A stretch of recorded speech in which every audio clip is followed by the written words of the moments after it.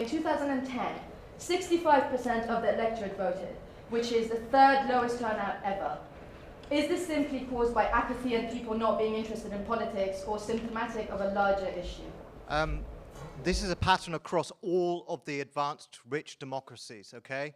If you look at the statistics across Europe, across the OECD countries, what you find is from approximately 1990, really, there's been a sharp drop in election turnout. The question that I want to answer in that is, why are they not turning out? And what we found in the studies is that in 2001, there was about 62% who didn't turn out for the first time, deliberately didn't turn out as a matter of deliberate political abstention. In the 2005 election, it was almost all of the non-voters. In other words, this is not about apathy.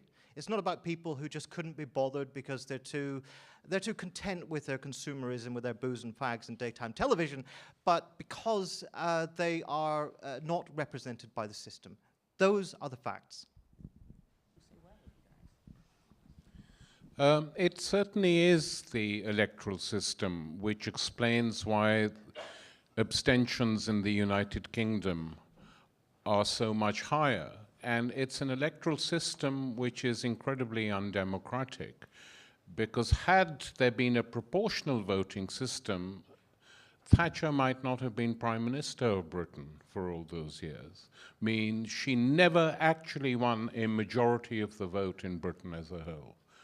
And Blair got less votes when he won as Prime Minister than Neil Kinnock did when he was defeated. So it's a very strange and weird system. That's one point. The other point is that in the last three, I think, general elections, the figures are quite interesting. A majority of the people between the ages of 18 and 26 didn't vote.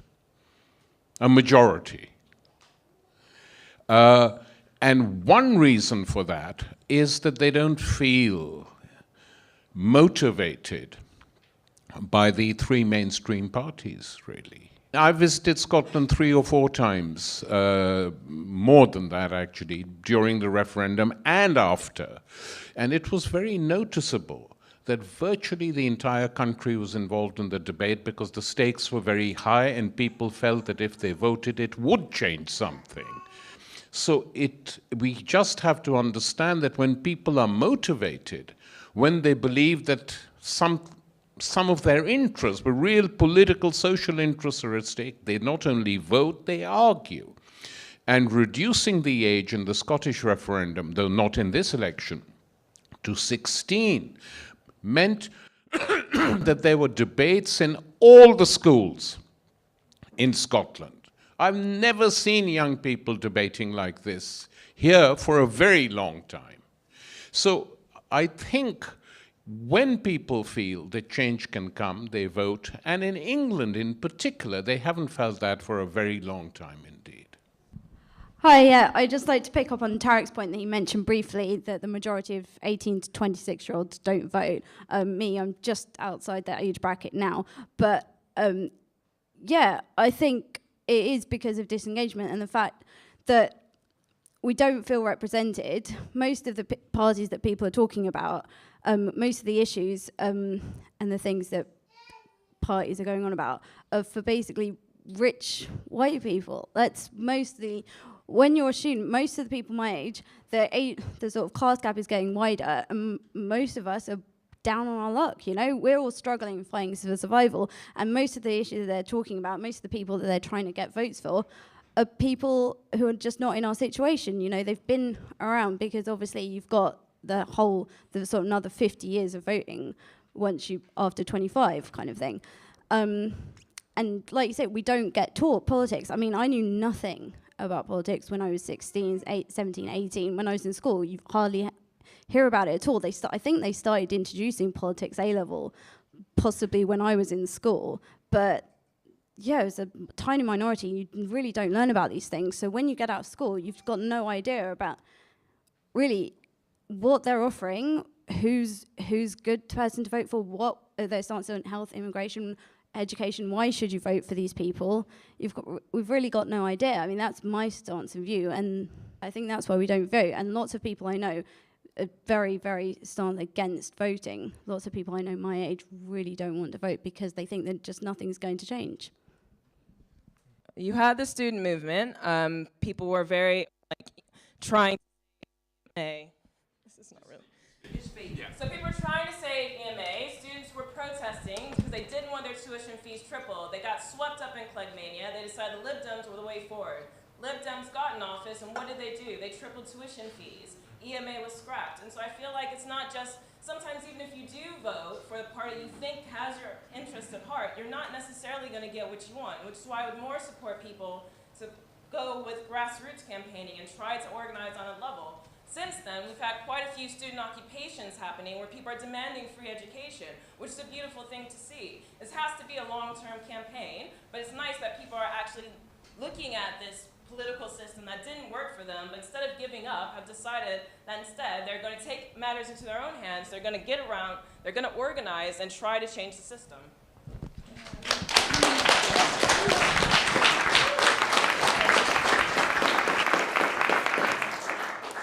Just to pick up the point about free education and doing politics and getting out on the streets, and I've spoken at Occupy, I've spoken at a whole range of things. But what I would like to stress is this isn't an either or. The Green Party, we do all those things, but we also do electoral politics. And all of those things can achieve things, can make an impact, can really empower people. But ultimately, a lot of the decisions are still being made in your council, in Westminster, in Brussels. And that's why I'd say do both. But I think that important message that goes back to the schools is to get across to the idea of people that politics should be something that every single person does in some way or another. And that can be really small scale, click a petition, sign a petition a week or something, tweet something political. But ultimately the idea should be politics should be something that you do, because otherwise it's just something that just keeps being done to you. And changing the idea of politics being an active thing, not a passive thing, is really critically important. My question is the following. I think we're kind of coming to a conclusion, well, maybe not yet, that we should do both. We should vote and we should also get involved. We should vote and we should also get involved in grassroots politics. What I want to know is if we're doing both, what should we expect from either one of them? So what should we look to politicians to do? And speaking directly to you, Natalie, because I would really like the Green Party to win. And even if they do, though, I recognize their hands are going to be tied on certain things. There's going to be limits to what they can do. So I want to know from you is what should we be doing on a grassroots level? What kind of change should we be looking for? And what should we be expecting from politicians? And what are the limits to that? And I would like you to speak honestly about it if possible. That's a really interesting and really big question. To start with the perhaps, what should you do is the grassroots politics should do and demand whatever it wants within reason. And I was thinking about Occupy and, the way in which they fenced off the Occupy democracy, the recent protests outside Parliament, and they fenced off Parliament Square because they had to protect the grass. Now, I think in those circumstances it's perfectly reasonable to say we demand our public space and we're going to take it. And, demanding that right to public space, and I think picking up something that Richard said, demanding control. So, the privatisation has been one of the horrendous trends which has just kept racing and racing on. But one of them areas of privatisation has been the privatisation of the coercive power of the state. That means the privatisation of policing, probation services, the privatisation of the whole way of our legal system works. And I'd say, one of the things that we haven't seen a lot of, and I'd really urge everyone in this room to campaign against, is to really say this is not acceptable and we're going to fight that. So, I'd ask the street campaigners to really identify what really matters here and what's really taking away your freedom and assert the right to take it back. What you've got to do is identify 3 or 4 really important things and change those as the government, as the starting point, and only take on the next 3 things when you've achieved those 3 things, because you can just get yourself in such a muddle trying to change everything. And the other key challenge is to keep your eye on those key 3 prizes. Keeping your focus on that and not getting derailed, I think, is what you should be asking of future governments, hopefully future governments that are your kind of governments, not the current kind of governments. Well, I'm not sure how transferable is the example of Podemos to any country. I mean, of course, there are lessons, or not lessons as such, but there are things that we can look at and analyze. Of course, Spain, in 2011, it was suffering all the consequences of austerity measures in a way that this country hasn't suffered, of course. And so these unprecedented grassroots movements, and people were taking the street in a way that never has happened in the country. So similar to what you were saying in 2009 and all this, climate camp and Copenhagen and everyone really being very excited. But then we had the general elections and the conservative right-wing party won with majority. And this has very serious consequences. So straight away they started changing policies that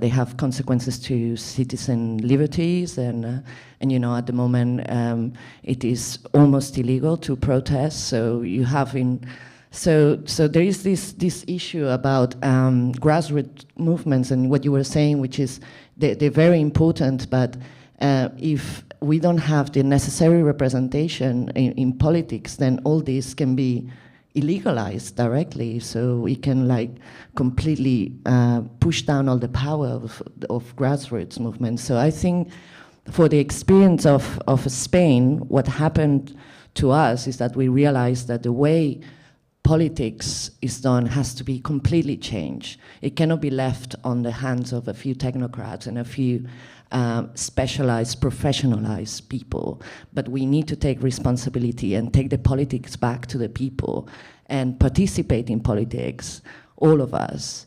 So this is what Podemos is trying. Of course, it's really difficult. And we are struggling very much. It's just a 1-year-old party, and it's a very difficult task, but I do believe that the way we have to understand politics has to radically change. We cannot continue to delegate the responsibility of our countries, of our economy, of our institutions into this elite of technocrats and professional politicians that are so removed from the reality of citizenship. So I want to ask, what is the efficacy of voting in that case? Why should people vote when they feel like the party they want to vote for is never going to gain enough power to achieve meaningful change?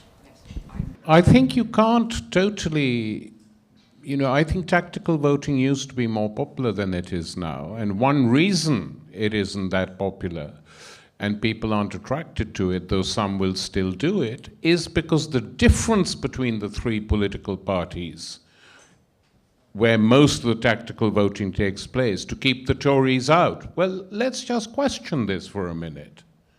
Keeping the Tories out, fine. It sounds good, it is good. But what you replace the Tories with carries on with Tory policies non-stop. So then what the hell is the use of tactical voting? Vote for people you agree with, not just for people you're opposed to. Otherwise, we're constantly stuck in this rut. All right, so this is just a big mess, okay, with voting, obviously. So we've got, if it's not judicial coups, as this dude's just pointed out, if it's not the complete inability for a political party to actually do anything, as you pointed out, okay? If the tactical voting, so that there's just a whole bunch of things in the air that just skews this whole paradigm that we're supposed to be involved in, right? So my question is, what happens if less than 30% vote? What happens then? I'm kind of struck by the futility of voting, and I do feel a responsibility, like the heritage of social struggle. So I want to, I'm thinking about spoiling my ballot, but then I feel like that's totally, looked down upon, and I wonder what the scope is for a bigger campaign towards a no-vote campaign again. I know that happened in the past. It wasn't very successful, but maybe something creative and artistic where people spoil their ballot with saying something like poetry or art, and then taking a picture of that spoiled ballot, and then you can create something from that, which might be a bigger statement than going along and making an X. In my constituency, it's a safe Labour seat, so I could just vote Green, but what's the point, really? I quite identify with the dichotomy you face, and the point that the gentleman there sort of quite eloquently pointed out. Either it's, and I went through this struggle. I've never voted prior in any election, and I've been eligible for 2 prior to this. I've registered to vote because I feel a sense of duty, because I can't bear the thought of another, coalition government or a Tory-led government in power. So I've registered to vote. I don't believe in the system, but I feel like I have to do something. In my mind, it's either complete disengagement, where it's less than 30% and no one shows up, or less, like a negligible amount of the population shows up, or it's heightened consciousness where everyone shows up, like you saw in Scotland. So I've registered to vote, and I'm going to vote, but I don't know whether I should actually vote for a party or just simply state the system does not represent me, spoil the ballot, in those words, and just leave it at that. Well, the question of should you just not vote whatsoever, or try and get what would happen if less than a third of people voted. I mean, the fact of the matter is that if less than a third of people voted, David Cameron would still attempt to implement austerity measures and so on, because the likelihood is that 30% would be right-wingers who were doing it, you know what I mean? And this is the thing, is that the electoral system does not represent us, but it exists and it shapes our lives. And I suppose you think on the 8th of May, although I think it'll probably take longer than this, when a government is formed after the election, if that is a government of David Cameron, Nigel Farage and Nick Clegg, will we feel confident to fight back? The likelihood is we'll feel absolutely awful. If it's a government with Miliband and Sturgeon and an anti-austerity alliance of the Nationalists and the Greens, would we feel more confident? Probably. I mean, we know Labour are absolutely awful, but it's true, isn't it? But people wouldn't feel absolutely demoralised. And this is the point, that May the 7th is not the point of politics today, it's about afterwards. And I think we have to fight for people to feel confident that whatever government is in power, we take on austerity, we take on racism, we take on war. And that's why I think the question of tactical voting, we shouldn't just rule it out. If you live in Thanet South, I would be voting for Labour, because if you don't, Nigel Farage will get in. These things do matter. Let's fight to take things, not just on the 7th of May, afterwards as well. Yeah, so I was just saying, I agree with the guy in the... Stand up, I agree with the guy in the green hoodie that I think that there is a place for tactical voting, and I just wanted to ask Tariq Ali, you said that it's important to vote on positive policies. It's important to vote on positive policies rather than going for a tactical position. And I live in the same constituency, it sounds like, as you, where the Lib Dems and Labour are neck and neck. So I don't want to throw my vote away, but on the other hand, I was going to ask you, do you think that tactical voting has a place, and also especially in the era of current coalitions where we could hope, and you were saying, for instance, voting for Labour, it'd just be like voting for Tories, but actually if we consider the coalition factor, voting for Lib Dems and voting for Labour, if we consider the coalition element, do you not think voting for Labour to be in coalition with the left of the party left of field is something to bear in mind, worthwhile to bear in mind to take on that tactical position? Sorry, did you... Well, look, I was very interested, some years ago, when soon after the Tories came in and upped the tuition fees, and there was a wave of university occupations by students, and the chants that went round London universities and occupied buildings was Tories come, which was fine. But I did ask myself, and I did ask the students at these occupations, actually, the people who introduced tuition fees in higher education were Labour. And when they introduced them, did any of you or your predecessors think about occupying the universities and shouting, Labour scum, Labour scum? Because they were the ones who did it, after all. Half of them didn't even know that it had been done. And in fact, it was Ken Livingstone who told me, he said, it's really embarrassing they were introducing these fees. Not only is it an appalling measure, but I'm stopped in the corridors of the House of Commons by John Major, who says that when I was Prime Minister, every term, every 3 months, some idiot from the Treasury would say, let's charge tuition fees for university students, this is how much we will raise. And he said it was a piffling bloody sum. And as someone who'd never been educated myself, because my father didn't have the money to send me, I said, no, we are not charging students tuition fees, and I throw the thing in the wastebasket. And the minute Major says to Ken Livingstone, Blair and Brown are in office, and these same civil servants go to Brown, they say, what a good idea. Yeah, we'll make a bit of money. So the reason I say this is there is a history to all this. Every single time people imagine that Labour will be better.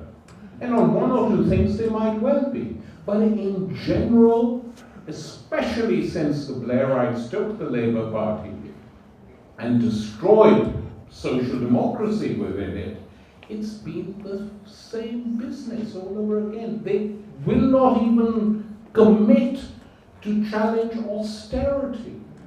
We would do it differently. We will give you nicer austerity. But you tell that to the kids, young people without jobs, especially in the north of England, but not exclusively, who travel miles and miles on buses to reach big warehouses by 7 o'clock in the morning, and someone comes and picks out 50 or 60 of them for that day's work.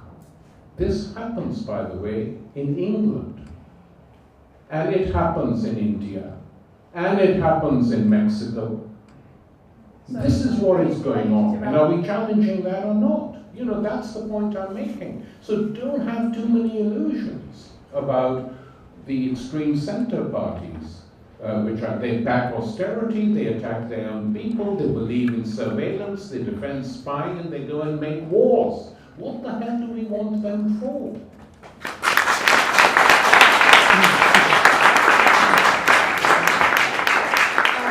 I think a few people put a question to you, but I would also would love it if you kind of got back to the original question as well, because obviously as the Green Party leader, you are encouraging people to vote Green, but it doesn't work. The Greens are not going to win, so people are wondering, why am I wasting my vote? Why am I doing this? And picking up the point about tactical voting and what impact a vote for the Greens will have. It was actually a ITV reporter who asked me this a day or two back, and it really struck me that if you look at, they were saying, why haven't the Greens swept England before them like the SNP have swept Scotland before them? And it is a bit of a bigger country, which makes life a bit more difficult to start off with. But also, there's the point that the Scots really started with the referendum. And in fact, they started a couple of years before the referendum with the radical independence campaign that was much more than the SNP and much broader and much deeper and much more the public meetings. So, we've seen our membership quadruple in about the past 6 months virtually. Most of the rise has happened. Every Green vote is going to give us the chance to keep surging after the election. Every Green vote is going to make whatever MPs we manage to elect, beating the first past the post system, much more powerful. So, and the alternative of voting for Labour, we've got the politics we have now. We have the Labour Party we have now because people have been tactically voting for decades. Labour has been able to ignore its base, assume its base will keep voting for it, and just target the swing voters and the swing seats because people have tactically voted. And if we're going to get a different kind of politics, it is actually in voters' hands, your hands, to start to deliver a different kind of politics on Thursday. It's a start. I'm not saying it's going to be everything, but it's a start. And if we don't start now, when are we going to start? Fundamentally, the state is not an actual democratic institution. If you think about large parts of the state, they're completely unelected. You know, the top civil servants, the military, the police. And if you think of your boss who decides whether you're going to be hired or fired, where the resources are put, none of these people are elected. So my sort of question basically is, can we actually change things through the state? Because we've talked a lot about Syriza, South American governments who've run up against limits. You know, they can do certain things, but then they run up against the limits of the state. So my question to the panel is, can we actually change things fundamentally?